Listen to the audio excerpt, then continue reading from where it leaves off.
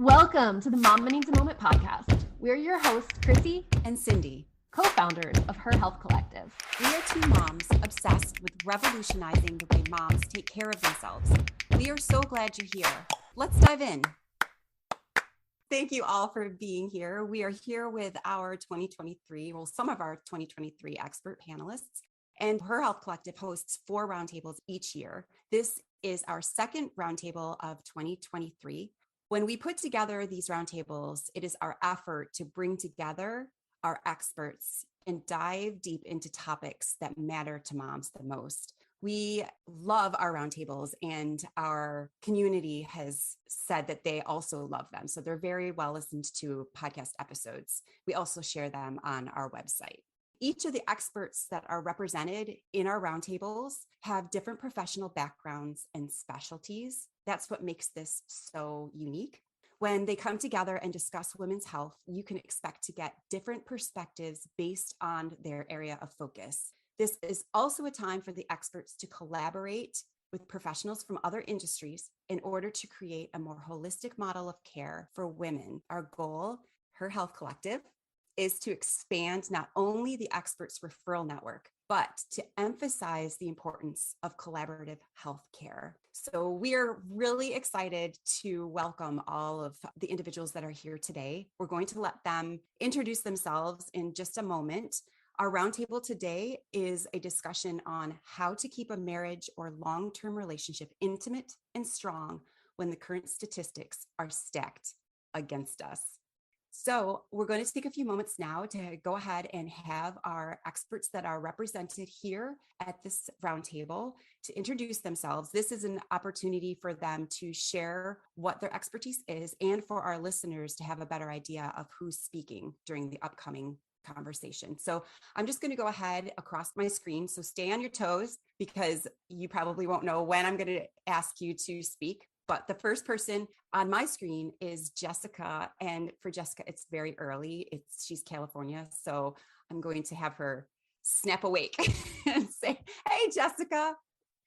Hi, good morning, everybody. I'm so glad to be here. I am Jessica Shields. I am a licensed educational psychologist here in California, also a school psychologist. And I love working with parents, educating them on how to navigate the school system to better support their child, especially if your child has a learning disability or even is struggling with the self-esteem or self-confidence. So that's my area of expertise with my experience of 20 plus years in education. So I'm happy to be here. And also, I just want to say I am happily married for 21 and a half years. Can you believe that? Yay, that's so great. I love hearing that. That's wonderful. Yes. And your background will be very important to this conversation, especially because raising neurodiverse children can impact a marriage. So we'd love Absolutely. To hear that from that perspective. So thanks, Jessica. Veronica, can you jump on? Yes. Good morning, everyone. This is Veronica Kemeny. I'm a licensed clinical social worker here in North Carolina. I am one of the founders of Anchor Perinatal Wellness, which is based in Raleigh. We are a mental health facility that has free walk-in screenings for moms who are struggling with mood symptoms. We have outpatient therapy, and we have what is called an intensive outpatient therapy program for folks who are needing more stabilization of their mental health symptoms. We are really excited to be a part of this panel and to be a part of solving and creating systems of care for moms who are struggling with mood symptoms, which are really common during this period in time. So that is a little bit about me, and I'm looking forward to bringing my experience, personal and professional, into this conversation. So thank you for having me. Thanks, Veronica. And might we add, Veronica is newly married, but she has worked with tons of different clients, and she understands how the mental health can impact relationships. Yeah. So it's... Yeah. And I've gone through a divorce, single parenthood, and now newly married. So I've sort of have lots of different perspectives on this topic. So that's wonderful. Thanks, Veronica. We're excited to have you here. Thank you. Erin, I'm going to pop down to you. Hi, I'm Erin Baute. I am a behavior and business strategist, and I use the power of personality to help folks make lasting behavior change. But I am really excited about this conversation because I started out my career within the context of community behavior change under the guise of women's sexual health. So I spent the first 10 years of my career as a certified health educator and a women's sexual health educator. So it was really fun preparing for this talk to dig into some of my, what felt like old passions that are very, very still alive. And Erin just endured an enormous move across the country. So that's hard on a relationship. It is. We actually moved from the US to Canada. So we've got, the challenges there, and then we moved to Quebec. So we are now in a French-speaking province, which adds a whole other layer. We have 2 kiddos. One is neurodivergent and one is neurotypical. So there's a plethora of things that have stretched my own marriage. Jessica, congratulations on 21 years. We're hitting 10, our 10-year anniversary. So I might be hitting you up for some advice. Thanks, Erin, so much. Kirsten. So my name is Kirsten Spurrier, and I'm the owner of the Perinatal Pelvis in Hillsborough, North Carolina, where I provide pelvic floor and maternal wellness services, and really working with new moms, mostly with trying to get them strong, confident, and functional in their bodies and having the motherhood that they desire. So important. We need to have that confidence to have strong relationships with others. So we really appreciate your input. Yes. Thank you. Maris, hi. Hello. Thanks so much for having me this morning. I'm Maris Feeley. I am a full spectrum doula, co-owner and director of Carolina Birth and Wellness, which is a holistic resource center supporting families at every step of their reproductive health journey. So it's wonderful to witness and hold space for families, whether they are having a fertility journey, expecting a little one, immediately postpartum, or just looking at growing their family more into the future. I myself am only a dog mom at the time, but I've been with my now husband for 12 years, sum total 5 years married. And we met at summer camp at 16. So it's definitely been oh my gosh. an evolution and a journey. You've grown together. That's amazing. That you must have so many different perspectives, lots of different advice. So I'm excited to hear what you have to say getting together at 16. That's awesome. Thanks, Maris. Looking forward to today's conversation. Catherine, good to see you. Hi, good to see you. I'm Catherine Andrew. I'm a registered dietitian out of Raleigh, North Carolina, although I see clients all over the country. And I focus in digestion and hormone health, which obviously both affect marriage and relationships. I have been very happily married for 18 years now and have 3 kids. That's so, you're a year more than me. We just had our 17. Yeah. So yeah, wait, oh gosh. 2006. I'm not doing the math right now. I'm going to say, admittedly, I had to think about, I'm 2005. So you're right. Because I had to think for a second about it. I do adore my husband. Yeah. Just don't tell him that I didn't remember how long we were married. All right. I'm going to turn it to Christy now. Thank you, Cindy. We're going to just go ahead and dive right in. According to the American Psychological Association, approximately 40 to 50% of first marriages end in divorce. The divorce rate for second marriages is actually even higher, with approximately 60 to 67% of second marriages ending in divorce. Yet, as I was diving through these numbers, I realized that they don't really do it justice. They don't do this question justice. For example, statistics from 2023, and obviously COVID and the pandemic kind of played a role in all of this, but we see that the rate of divorce is actually going down, which is wonderful. However, we also note that the rate of marriage is declining even more rapidly. So some people are just deciding not to get married, which obviously would impact the number of divorces that we are seeing. According to the US Census Bureau, the average time a couple is married before getting divorced is 8 years. And at first I was like, that's much longer than I thought. But then I remember hearing about the 7-year itch or something along those lines. And it made me think, oh, maybe that does make sense. Without question, being with the same person for a long time is filled with a host of very unique challenges. We would love to dive in and hear from our expert panelists. What are the most common relationship struggles you see with clients, patients, or even just among your own circle of friends? And as we're diving into that, I'd love to kind of think about what are some of the contributing factors that make not just divorce, but also dissatisfaction in long-term relationships so prevalent because not every dissatisfied relationship ends in divorce. Sometimes people just sit and marinate in that dissatisfaction and kind of stay there. So we would love to hear from our panelists on that topic. I would say what I see as a pelvic floor therapist is painful sex and how that impacts one's confidence in themselves and then their relationship with their partner, and how it's such a big role of our humanity of being able to have sex and have that feel comfortable for them. And so really after childbirth, I see a lot of moms that become not so okay with that part of their life, and working with them to really have more ownership of their sexual life, but also getting it to feel more comfortable for them. Hi, this is Veronica Kemeny. I'll chime in and piggyback. I was trying to think of how far back I've heard this, but I had heard that the major conflicts in marriage tend to be sex, money, and kids. So definitely, just like Kirsten was bringing up.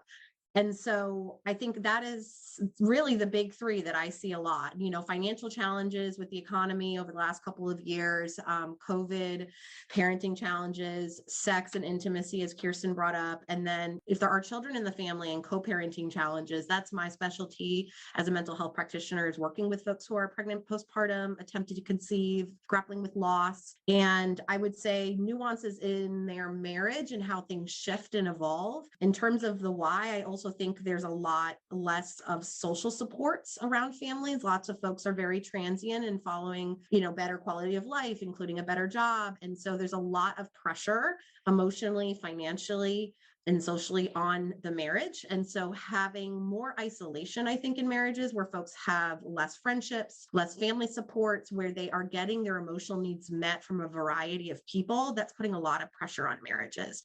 So that's one thing I definitely notice, and am constantly supporting families through as they navigate those, pretty normal and difficult challenges of being a family and maintaining a marriage. I just wanted to chime in a little bit on what you just said, Veronica, in terms of, and add to that sort of the pressures of social media and the perfection and the pictures of perfection that we get. I obviously see it with food and eating, and this idea that we should have perfect meals and be able to cook them from scratch at all times, and the right macronutrients and all of these things that we're all led to believe. But I do feel like there's just so many layers on a marriage, on top of a marriage, and that we have too many things on our plate. So I see a lot of women that are just exhausted trying to keep up with, that idea of perfection, and have no time, quite frankly, to have sex with their husband or enjoy time alone, and don't prioritize that time because they've got to get a kid to 6 different practices, or you name it. What else is going on in their lives tends to take priority over the value of just time with a spouse or a partner in a relationship. That seems to get sort of pushed down in a lot of those lists for people that I work with. I like exactly what you said, Catherine. As I think about some of the actual counseling, we've done marriage couples or premarital couples counseling through our church. But one thing that we always say, and it goes right in line with what you just mentioned, is it's important to be intentional in spending time. Like, you have to be intentional. You have to set aside time for just you and your spouse to date, constantly dating each other throughout your marriage. We have 21 and a half years under us, and we're looking forward to 20 more, right? My husband and I, but putting aside time to be intentional and carve out that time, because we have 4 kids. There's no excuse, and we have 1 child with a disability. So when you start to be more intentional about those things, then that's where you can put your focus. And then I will also add good communication. Being open, being able and ready to listen, and keeping those communication lines open. I think that advice is so important, Jessica, around dating yourself and being communicative, because I think one of the most common struggles is that at the end of the day, you're not the same person. You're not, like, we change and we grow and evolve. And like the fact that a lot of couples are married for 8 years before getting divorced doesn't surprise me, because if you think about it, it's about, 4 to 8 years is this timeline in which we're evolving and changing. We step into new roles, or we take on new jobs, or, children grow up or change phases, or you grow a family.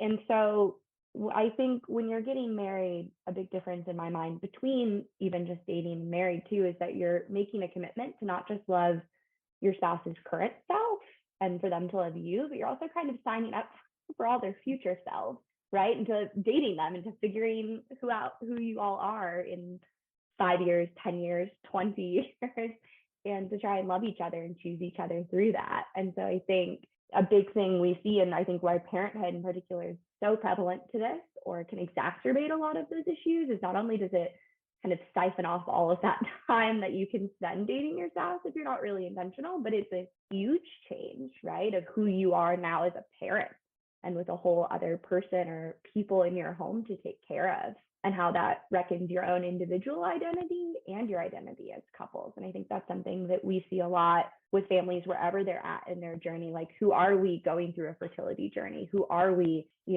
welcoming a little one into the world? Who are we 6 months postpartum, a year postpartum, 5 years postpartum? And needing to figure that out over and over and over again, not only for yourselves, but together. So I think that's a really big part of this too. To our Patreon supporters, thank you. We appreciate you so much. Our goal has always been for moms to know they're not alone in the tough and challenging phases of motherhood. We know Mama Needs a Moment provides this to our listeners. We are thrilled with the growth of the podcast over the past 2 years. Last year, Spotify shared that Mama Needs a Moment was in the top 30% most followed podcasts, was heard in 9 countries, and had more content than 97% of other creators in the family category. We have recently launched a Patreon account for Mama Needs a Moment. This is a great way for you to provide additional support to HER Health Collective. We've set up 3 options for Patreon supporters, each with its very own perks, such as special events, discounts, and bonus content from each and every podcast guest that is available only to our Patreon supporters. Will you become a Patreon supporter? It would mean the world to us.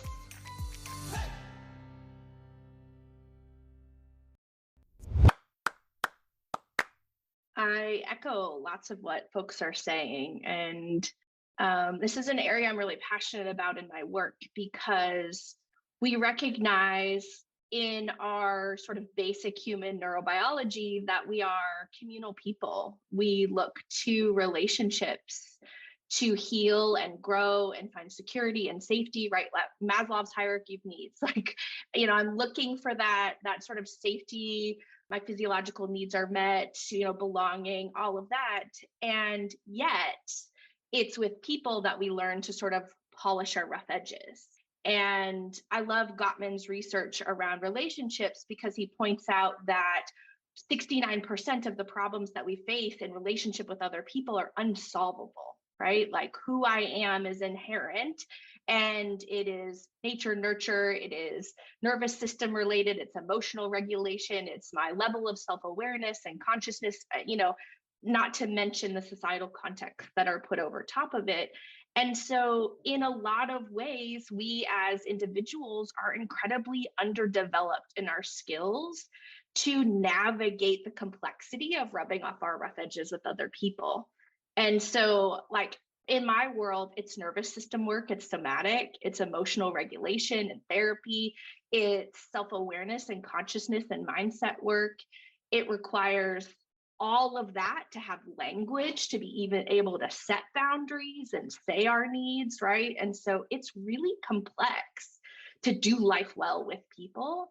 And I think we sort of enter into these institutions, married or partnership or whatever you decide, with lacking skills.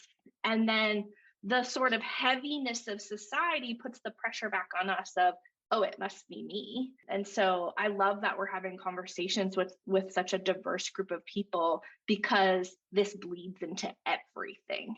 Yeah, absolutely. Thank you for that, Erin. I'm really glad you shared that statistic too. We had talked about that the other day. I love what Veronica brought up about sex, money, kids being the top reasons for dissatisfaction and divorce in these long-term relationships.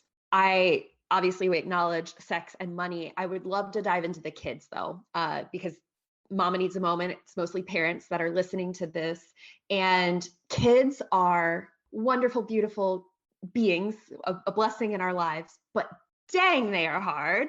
I'm thinking of the new mom phase, the new dad phase, the new parent phase where we're bringing a newborn home. I'm thinking about the toddler phase. I'm thinking about the teen tween phase. Thinking about when they move out of the house and you're still anxious about everything. I haven't experienced that, but I know it's coming. So we know that this is just a constant. It's a constant source of pressure in our lives. How do we navigate that? How do we make this relationship that we chose? We picked this partner to spend our life with, and we've made this conscious decision to be a team. And yet when we throw these other people into our equation, it changes us and it changes our relationship. How do we still, I know we mentioned a date night, but beyond that, how do we continue to like one another as people when we're both sleep deprived, barely eating, in the muck of everything? Going through a journey together should bring you closer. And I'll just speak from my experience with 4 kids. It was always important. First of all, my husband understood his role. When we first brought that first child home, he was very supportive. So having the mindset that you're already, you're going to be experiencing something new together, and that you're there to support one another and being of the same mindset, that's so important. Also, I think it's important that, as you are parenting, one thing that we do that has worked well is when the kids are having their struggles, we'll say their struggles, right? We talk to each other first before we do a discipline or before we can bring the child in with a particular issue. But we talk first about, okay, this is what's upsetting me. This is how I want to handle it, but I need your input. Sometimes in the moment, we have a son who is 6 years old. He has a communication delay and some behavioral difficulties. So it's hard because he can't communicate his needs, so he might have a tantrum. And so when my husband feels overwhelmed, he'll just say, I need your help. And I know what that means. So we already have established a communication system and we support each other in that. Discipline, again, we talk about, okay, this is the problem. This is how I'm feeling about it. This is what I want to do, and we have a conversation before we take some type of action in, rearing our children. So we always talk. We're constantly talking and communicating so that we're on the same page and we're not going to be pitted against each other by our kids, because we already have established communication and we already have a game plan. And my kids will always say, Dad, why are you always taking Mom's side?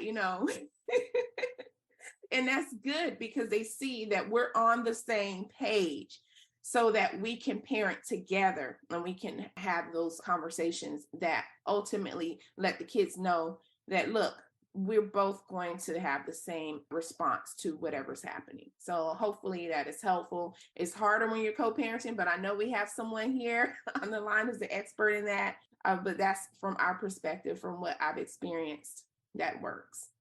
I wanted to jump in and add sort of what Mara said before about we change. And I think there's this value of constantly reevaluating where we spend our time versus our priorities. I think we decide that way early on in life, and then we don't have enough margins in our days or time with our husbands, back to that concept of reevaluating, are we spending too much time driving to soccer? Is this really more valuable to us than this other thing that we don't get time for? So I think it's creating the space, not just having it, but making the space and the time to communicate, like you're talking about, Jessica, and to have the conversations around maybe we're doing more than what really aligns with what matters to us, even though our neighbors are doing it and they seem to be doing just fine with all of this. Is that going to work in our life right now?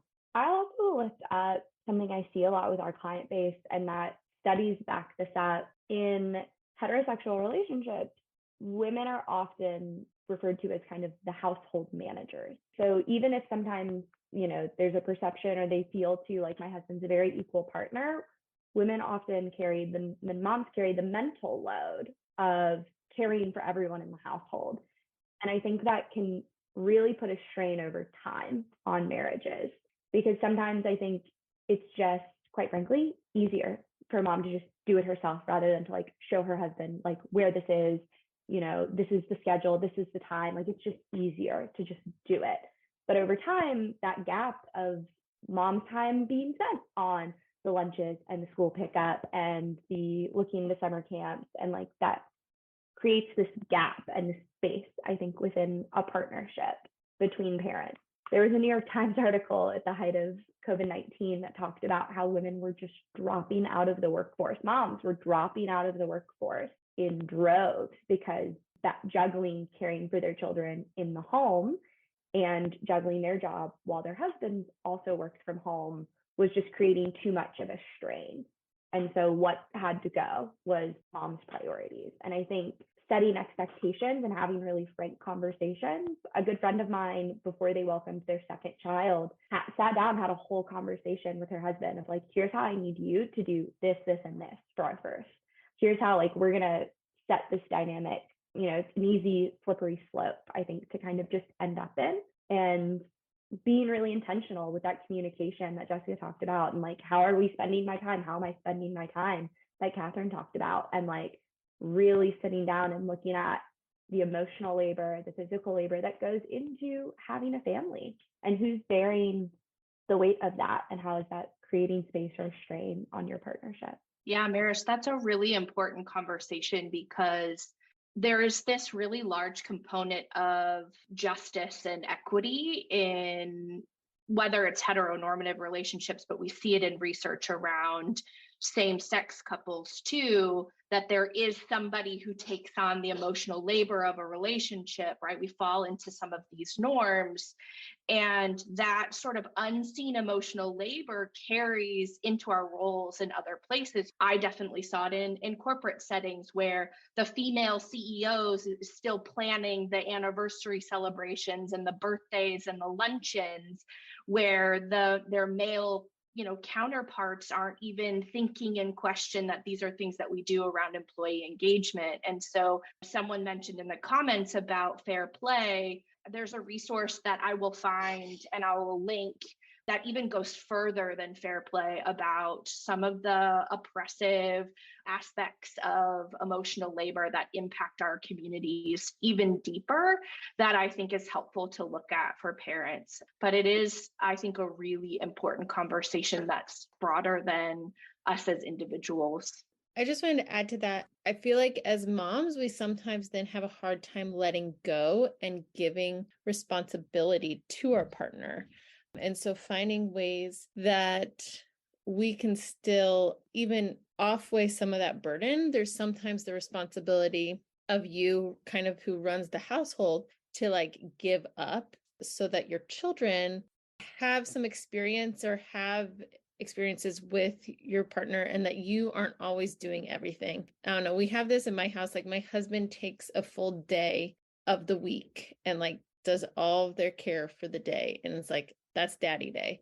And so having our boys get used to, okay, daddy can do just the same things as mommy can do, it has been a good transition for us, because it was getting to the point that I had more responsibility in our like daily lives, like you guys were saying, but then my boys were also getting used to that and then demanding that I would do everything instead of my husband doing it. So finding ways that you offset that as a mom and be like, nope, daddy can also do it, or my partner can also do it. So just an idea that has worked for us to make our kids be okay with both parents doing both things. Great suggestions. Everyone had really wonderful things to say for that. Thank you so much. Something that I think it was Maris that she said earlier was, when you agree to marry somebody, you don't only marry their current self, but who they're going to be in the future. And I felt that was very poignant. It reminded me of a common vow that's stated when individuals choose to enter the union of marriage, which is for better or worse, in sickness and in health. The vow has vastly changed in meaning over the past 100 years. So I'd like to shift us a little bit and discuss how the institution of marriage and its meaning has shifted over the years, and what comes to mind for you as noticeable differences. with the divorce rate being so high and the quote unquote rise in cohabitation versus marriage increasing over the years, people can be quick to overlook the benefits of marriage. So what are the benefits? What are your top 3 daily practices for maintaining a strong union with your partner? So we're going to talk about the shift over the past 100 years, benefits of marriage, and what your daily practices are. This is Veronica. I would say, and I would actually widen, and I mean, I think there's the institution of marriage from the legal standpoint, from the religious standpoint. You know, I think some of the questions might be also long-term partnership, right? Because I think we've been talking a lot about how a lot of these challenges are just as common within long-term partnership and commitment. So I think if it is aligned with your values to have a long-term partnership, whether that be within or outside of a marriage, that is then aligned with satisfaction for you as a person, as a human, that connection, as Erin was bringing up in terms of our desire to feel connected, and whether that is a priority for you, then that will be fulfilling. And I think one of the benefits of commitment is that it will help you navigate those ups and downs, right? Because if we just focus on the comfort or discomfort of the moment, it's very easy to bow out. And so really thinking about that, zooming out and being really intentional about what do I want out of my life, what I want out of this relationship, and really not just making these decisions based on the ups and downs, but really zooming out and saying, overall, is this fulfilling what I want for my life and in this relationship? So I think that's very important to consider. And again, I think, you know, commitment can happen with or, you know, inside or outside of marriage. And if that is a priority for a person, I think living aligned with those values by making that commitment is going to create fulfillment and obviously some challenges, but challenges in a good way in terms of growth. I think piggybacking off of that, while what I'm about to say might sound upfront a little bit depressing, hear me out. Marriage is so much more of a choice now. 50 years ago, like a woman couldn't hold a credit card in her own name. With like marriage used to be kind of a very logistical, functional, I need to move out of my parents' house and I want to like buy myself something and I need protection. And now with, you know, ever increasing equity between, you know, women with having more open like queer relationships, with having greater visibility, like economic equity and just rights, really, you know, I think we're seeing that marriage is a choice to that commitment. Like Veronica was saying, it's that I love you and I want to be with you. I don't have to be with you because my bank account or my like individual rights will suffer without you. And I think that we're seeing more and more just like rights afforded to parents, even if they're co-parenting and not necessarily married. I mean, in Europe, in many European countries, it's actually very much more common to create whole families and have whole lives together without ever getting legally married or, you know, years on getting legally married. And a lot of that has to do with economic and like legal status and rights. So I think in a way, it is a really positive move that people are much more intentional and they're taking their time, I think for sure, to make that choice, but they are then going into it much more sure. And I think much more committed and working on themselves individually as well before hopping into, you know, marriage is no longer this default check the box. It's just what you do when you hit a certain age status. And I find that really beautiful personally. I like what everyone has already shared. And, you know, when you ask the question, what are your top 3 daily practices for maintaining a strong union? For me and for my husband, one thing that we do pretty consistently is every morning before we depart, we pray together. So that's the first thing we do. At the end of the day, we always say, okay, what was the highlight of your day? I know some people like to do the roses and thorns, highlight maybe something didn't go right, but we just decided to focus on the good.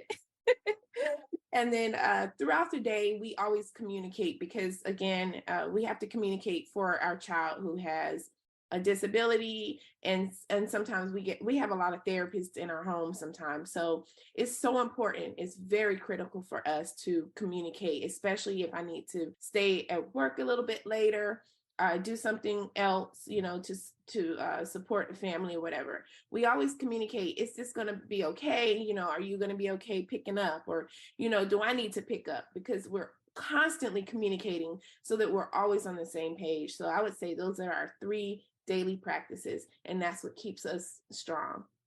Those are great. I'm gonna have to borrow some of those. That was a beautiful question. And I was surprised at what came up, the 3 practices for me. And I think the first thing is maintaining a sense of awe around my partner. He's an incredible human being, and I can lose sight of that in the daily grind of parenting and life. And so I think that sense of awe holds both of our humanity. I think being curious about what agitates me about him or with him keeps me out of a judgment-free zone and projecting my own stuff. And then I think gratitude is really important. Something we practice as a family as well. Every night at dinner, everybody shares their 3 things from the day. And I think that's a really beautiful way to be sort of grounded in the specific daily joys. But like Jessica, I have a neurodiverse kiddo who makes life really challenging. And so it's not sugar-coated or all sunshine and rainbows, but it's those things that I think keep my feet on the ground when it feels like we're sort of getting hit with a hurricane. Yeah, to add to this, another thing I'm thinking about is, going back to conversations around the mental load and, just all of the demands. I mean, there's so many structural things at play that I think both Erin and Maris have talked about. Really thinking about here in the US, there's very little financial and social support from a larger institution of government. So there's a lot on families. One of the things I've noticed with my clients who are feeling most connected in their partnerships is that it is not just their responsibility to get their needs met, but actually it is their partner's monitoring of, is my partner getting their needs met? So thinking about the things that make us us are really important as well, right? We've talked about date nights and we've talked about connection, and there's so many things that need to be tended to, but things that just make us us individually, we're less likely to feel resentful towards our marriages, including even something like a date night when you're like, I'm touched out and I haven't done this thing that makes me feel alive. So really thinking about the clients who I feel like are really feeling connected are often saying, I love that my, partner reminds me, hey, you haven't, go for that run today. You really need that. Like, I've got it, right? Watching out for each other's individual needs is also such a way to feel beautifully connected and supported, which then I think makes you feel more willing and more connected to your partner. So that's sort of a really important piece that for a lot of my clients, when they've figured that out and made a bit of a transition, concretely for some of my clients, that looks like, okay, on a Saturday morning, partner 1, you've got a few hours and I'm holding down the fort. And on a Sunday morning, we swap. So even thinking about, it's a family value of that. Parents get their alone time and then they come back. And so I think for sure that is something that I've noticed has worked for a lot of the families I work with. This was such a wonderful discussion with our experts. We continue next week, and we hope you'll join us as our experts discuss intimacy and its importance to a relationship. Our discussion next week will also cover working through the conflicts and how to tell when the conflict is irreparable. Here are our 3 takeaways from this episode of our Expert Roundtable. Number 1, the experts discussed contributing factors to relationship dissatisfaction and divorce. The factors included things such as financial challenges, COVID, parenting challenges, lack of sex and intimacy, co-parenting challenges. Experts also mentioned a lot less social support around families, which is causing a lot of extra pressure emotionally and financially and socially on the marriage. It's also causing more isolation. The pressures of social media and the unrealistic pictures of perfection that are displayed cause distortion and compare despair. As a society, we are guilty of putting too much on our plates, which causes exhaustion and a lack of intentionality to have special time alone to connect with our partners. Number 2, we asked the experts to take a deep dive into how we continue to nurture our relationships with our partners when life exhausts us and kids demand so much of our time and energy. The experts expressed the importance of maintaining an open dialogue with your partner and making sure there's an established communication system in place. This sets the foundation to many of the other points made by the experts. For example, talking and reevaluating how the time in your day is being spent. Do you have enough margin in your day? Are you focused on what matters most to your family? Having intentional conversations with your partner also opens the door to openly discussing the division of labor within the home. This will relieve the mental load that is often placed on the mom. The mom must also be willing to relinquish control over certain things and receive help. Number 3, some of our experts shared their top 3 things that they do to maintain a strong union with their partner. It was suggested to find ways to maintain a sense of awe around your partner. You came together for a reason. Keeping a sense of awe helps you not lose sight of that in the daily grind of parenting and life. For one of our experts, this included daily practices that they do together, such as prayer, sharing what you are grateful for, or sharing the good things that happened in your day. Another expert shared that taking an active interest and remaining aware of whether your partner's needs are being met is also a way to feel supported and connected to your partner. High five, friend. We've enjoyed hanging out with you. Follow us so you're the first to know when we drop a new episode. If you've enjoyed your time with us, let us know by leaving a review. We always love hearing from you. Until next time, stay true to you.